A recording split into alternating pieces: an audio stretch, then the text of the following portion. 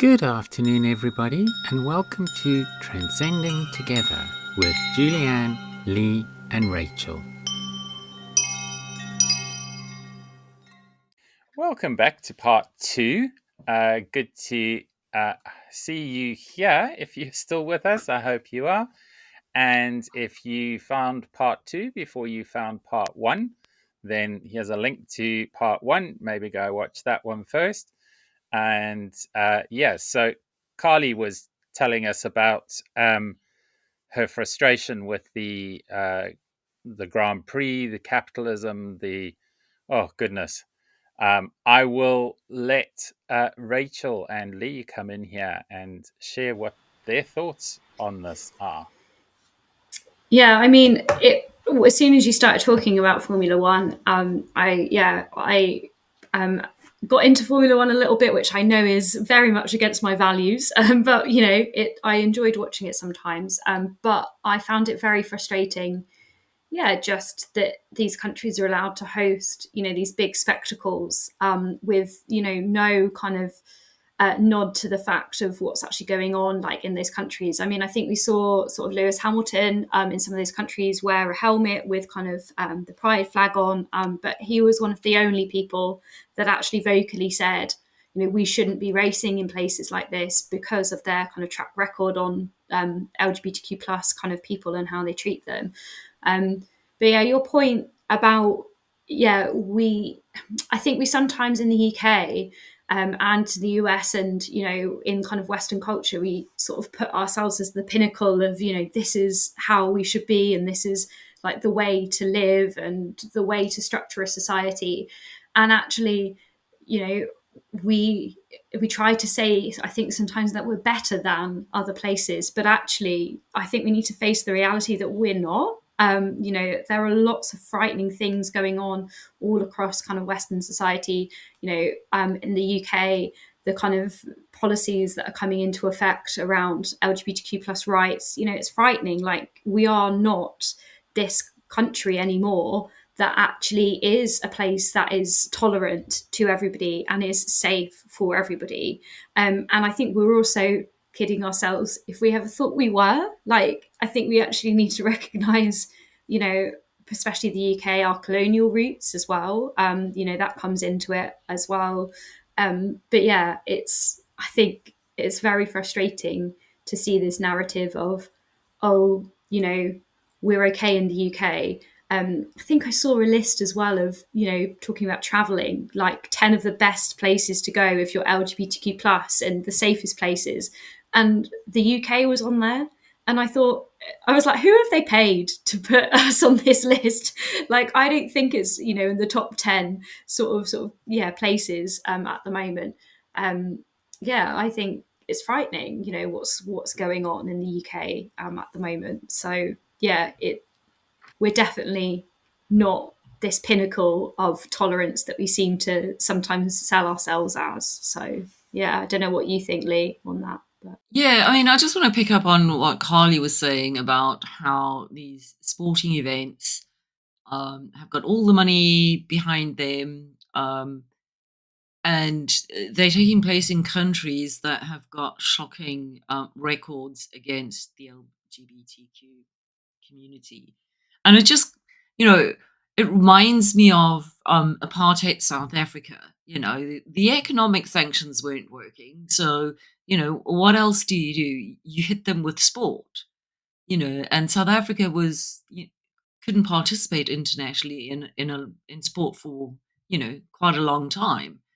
And it's just like, where is the outrage about how the LGBTQ community is being treated?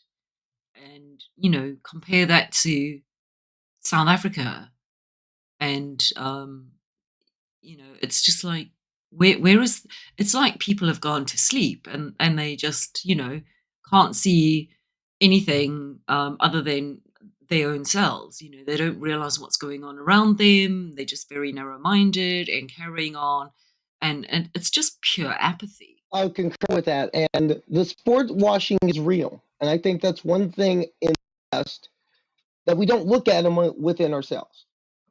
is that sport washing is a real thing. Yes, we look at it as far as it's easy to point at China and it's easy to point at Russia. It's really easy to point at the Middle East. And I mean, another example was the last men's World Cup in Qatar. I mean, how much vitriol was thrown at Qatar because of their human rights record, and rightfully so. I'm not saying that you don't do it, but I find it very interesting that all that vitriol got thrown to Qatar. But the next World Cup, which will be a joint North American World Cup, Mexico, Canada, United States, that there's going to be venues in 5 areas of the United States that have passed this ridiculous legislation that we're seeing right now. And no one is saying a word about that. There should not, for example, there should not be a World Cup in Miami or Dallas or Kansas City. That shouldn't happen. Yeah. There shouldn't have been a World Swimming Championship in Budapest or the World Athletics Championship in Budapest or, God forbid, the 2036 Summer Olympics in Budapest. Again, Viktor Orban is actively throwing government funding towards that end to have the Olympics there in 36. Remember the last time we had an Olympics in a year ending in 36.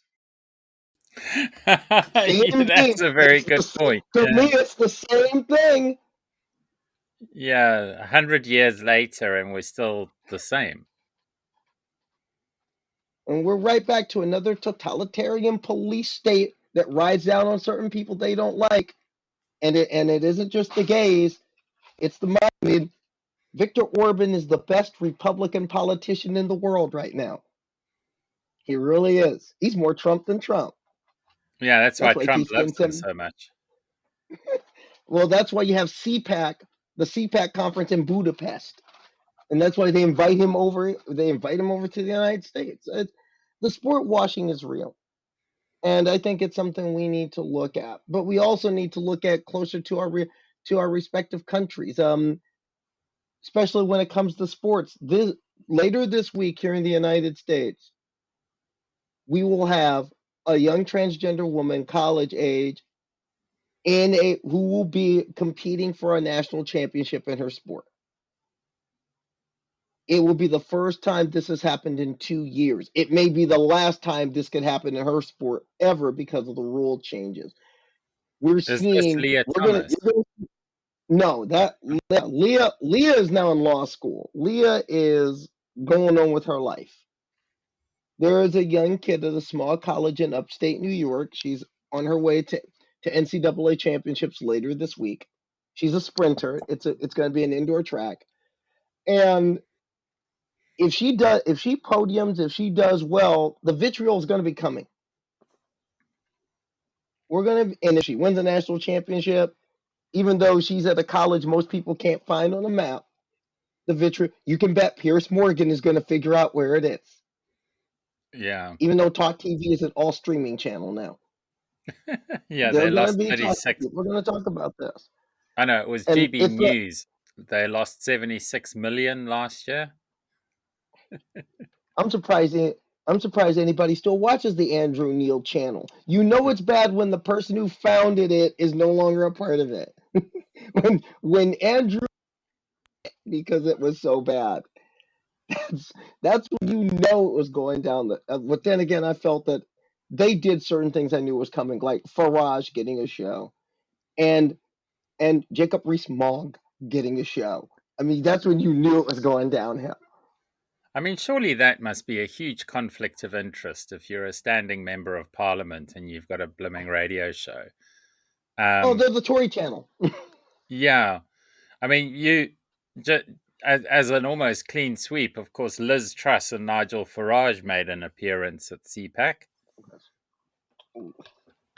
Liz Truss, I'm surprised. Liz Truss is the Maya Forstater of politics in the UK. Get a job, Liz. Seriously. Liz, you were prime minister for 45 minutes. Get a job, Liz. Oh, lettuce But head. But those are the things you're going. I mean, that's the vitriol you're going to be seeing it come around again. I mean, you're seeing it. You have these so-called feminists, I call them feminists, picking on high school kids. They're picking Yeah. on literally kids. I, They're picking on high school kids. A kid. I mean, there's a high schooler near where I live in the U.S. state of Connecticut. Young transgender girl transitioned very young, i.e., checked all the boxes that they claimed that you need to check. Oh no, you have to be transitioned by age 12, and that's nonsense. And she goes out, wins a high jump competition at a very prestigious regional meet up here in my part of the country. And there's these adults who claim to be so about women's sports picking on this kid. It's pathetic. I mean it and I mean it's a wonder why, and they wonder why so many trans kids in are dealing with so much anguish because they're seeing things like this, and they're seeing things like Next Benedict. The United States has its own Brianna Guy case now, and the school apparently has done nothing. Our Department of Justice now has to go into this school in the middle of the country in Oklahoma and have an investigation because the school I mean, all the guardrails failed, and they failed willingly, and that's the real sad thing about it. Did you know we've got an absolutely wonderful merch store? You can buy merch from the show. You can buy this mug, which supports my rugby team, the Sussex Dragons. This is one of my favorites. This is best part of waking up, turf tears in my cup. We also have t-shirts, which support my rugby team, and t-shirts which express our dissatisfaction with England rugby for the way they've treated trans people. And for you bikers out there, we've got our Sisters on Steel Motorcycle Club. Scan this QR code or follow the links on tigergirl.substack.com. Now back to the show. I think that's one of the things that Yeah. I get frustrated about with this narrative is that these people who are sort of on the right say, oh, we're protecting kids, we're protecting kids. And actually, when you look at the implications of their policies, it is nothing about protecting children, because we've already seen the evidence that these narratives that they are peddling result in have resulted in people dying. That is the actual result of what's happened, and children dying. And these kind of policies about sport as well, we seem to focus a lot on trans women, but actually when these policies have an implication for young girls who want to play sport in the gender that they are, in their true gender expression. And I think that's the implication that is lost in a lot of these conversations about sports, is this is affecting young people who want to be able to play, as they are, as who they were born to be. And that's the thing that really frustrates me. So yeah, I'm totally with you on, that kind of aspect being lost. And it's embarrassing seeing people like J.K. Rowling actually come for young people, young children. You just think, I don't know, I feel like she needs to get a life. I feel that her obsession with trans people is just weird. Like, I'm like, is there anything else going on in your life? Like, all she talks about is this. So yeah, it's baffling to me. But yeah, sorry for my hate on J.K. Rowling. I really, really don't like her. So yeah. I find J.K. Rowling boring. Yeah, That's absolutely. it. I find her boring. Yeah, she wrote some. I think I read a critique of her books where someone wrote that they were sort of middle of the road, average high school, boarding school. It was very formulaic. But I think the sad thing with J.K. Rowling is, for a lot of young trans people, they identified with the muggles, the people who weren't the purebreds like Malfoy and those snobby people. And there was this identification that you had with these characters who were different. And I really thought that she got that. But then the fact that she didn't even connect, didn't even realize, or did, so she's either got a conscious or an unconscious bias that the Gringotts Bank, what are they, dwarfs or trolls or whatever, are so anti-Semitic, and she's never been called out on that properly. So yeah. Anyway, yeah, she really needs to go and find something else to do. Lee, do you want to come in before you go? No.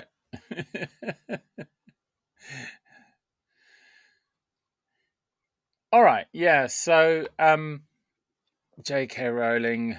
Yeah, I was. You know what you were saying about, people.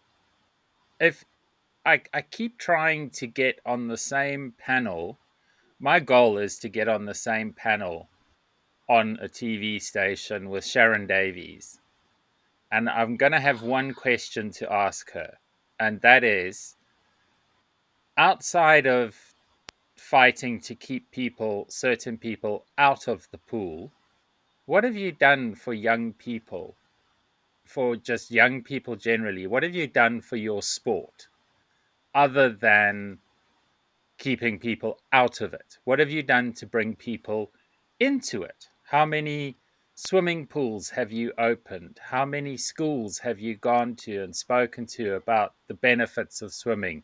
What have you actually done to grow swimming as a sport in this country, as opposed to just using your platform to punch down on a much maligned minority group? You know what the answer to that is.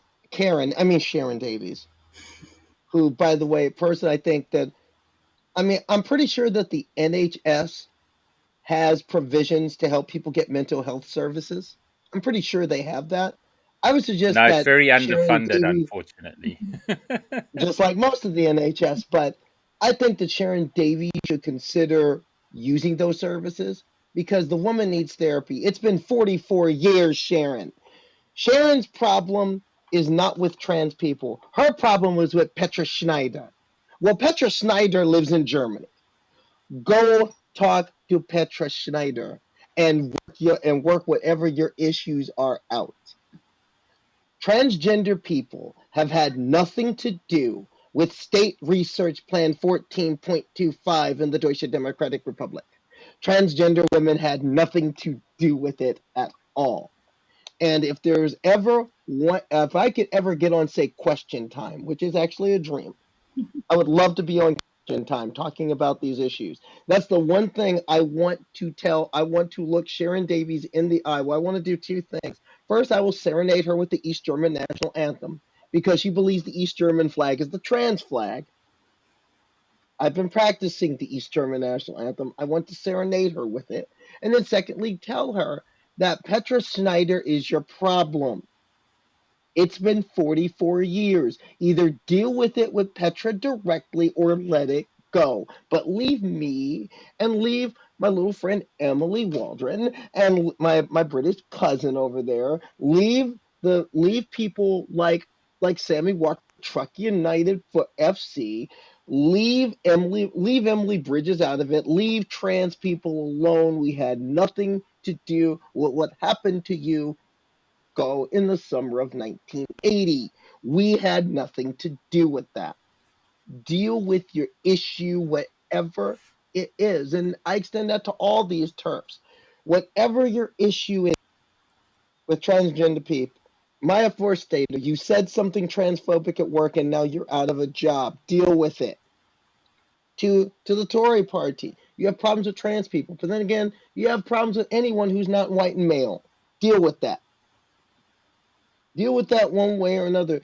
Keir Starmer, whatever uncomfortable stuff you're dealing with trans people, deal with it. You will most likely be the next prime minister of the country. Deal with that. Leave us out of it. We just want to live our lives and we don't want to get messed with and we don't want to be bashed on the tube. We don't want to be told you can't go to. We don't want to, our kids do not want to be bullied in school. There is a kid in your country who cannot attend a school because she got bullied constantly every day. That would make me feel ashamed in a free society if you profess yourself to be a free society. Those are the things I'd want to deal with. But as for Sharon, Sharon's got issues, and the real sad thing is there's a lot of great athletes like Daley Thompson, someone whose poster was on my wall as a kid, who are buying into this, and I think it's sad. It I really mean, is. even But no, Caitlyn Jenner as well. When we well, actually get these people with a high profile, they turn on us. So well, we, Caitlyn's got her own issues. You got to understand about Caitlyn. Caitlyn is dealing with has a lot of her own internal transphobia to deal with, and that is something, and that's something I hope we could touch into in this next segment, because what you're talking about, Julie, what you're talking about in regards to people coming together, one of the biggest things that keeps us from coming together is that we're all dealing with our own internalized transphobia. We're all yeah, dealing with it in one way or another. And anyone who says that, oh, I don't deal with it, they're lying to you. And a lot of what you're seeing, it's because of that. We don't, there's so much of our own internal shame that many of us deal with as we transition. There's so much of that. And I think that keeps us away from building the cohesive coalitions that we need to be building to move ourselves forward. yeah, I'll take your lead there and use this as an opportunity to close out part 2. So thanks for that. I don't know if Lee's monitor has frozen or she's fallen asleep. I'm not quite sure. Um, Lee, are you still there? We'll take a quick break at the end of this segment, and we'll be back for part 3 in a few minutes.